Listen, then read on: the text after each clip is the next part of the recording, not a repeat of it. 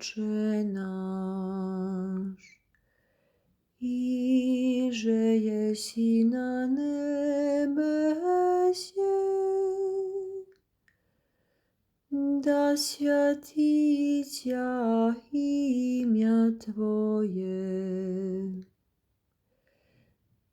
да придет царствие Твое,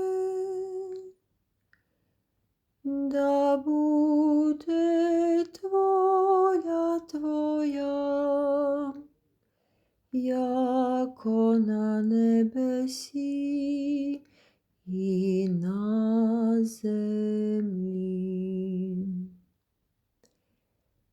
Хлеб наш насущный дашь нам днес, и остави нам долги наши,